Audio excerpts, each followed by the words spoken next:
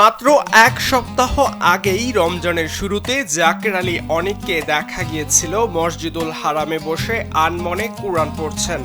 গিয়েছিলেন উমরা পালন করতে। সৃষ্টিকর্তার নিকট প্রার্থনায় যে সবকিছুর ঊর্ধ্বে, সেই জাকের হুট করেই আজ মাঠে নামলেন বিসিএলে।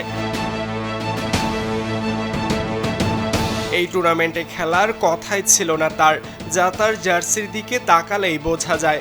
সথিত সাকিবের জার্সি গায়ে এদিন ব্যাট করেছেন জাকের। নিজেকে ফর্মে ফেরাতে ঠিক কতটা মরিয়া এই ব্যাটার, তা আর বোঝার অপেক্ষা রাখে না।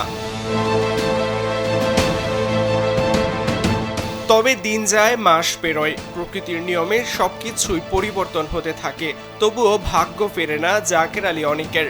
ব্যাটে রান নেই, আত্মবিশ্বাসে চির ধরেছে। এভাবে আর কতদিন?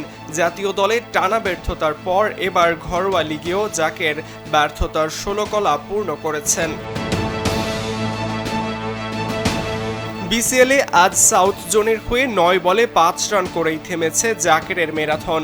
সৃষ্টিকর্তার নিকট প্রার্থনা করে সে আবারও মাঠে যোগ দিলেও জাকের যেন বাক্সবন্দী। তবে এবারও ভাগ্য সহায় হয়নি তার। মন খারাপ করেই ক্রিজ থেকে বের হতে হয়েছে। বগুড়ার ব্যাটিং ফ্রেন্ডলি উইকেটেও জাকের আলী অনেক যেন দিশেহারা।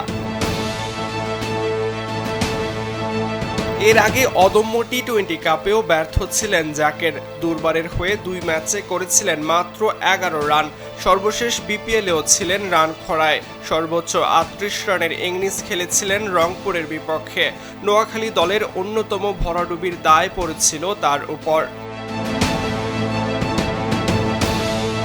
জাতীয় দলের অধিনায়ক থেকে সরাসরি বাদও পড়েছিলেন দল থেকে, ছিলেন না বিশ্বকাপের স্কোয়াডেও। সেই শোক কাটাতে কাটাতে জাকের যেন হাঁটছেন বহু বছর ধরে। এবার তো পেন্ডুলামের মতো ঝুলছে জাকেরের ভাগ্য।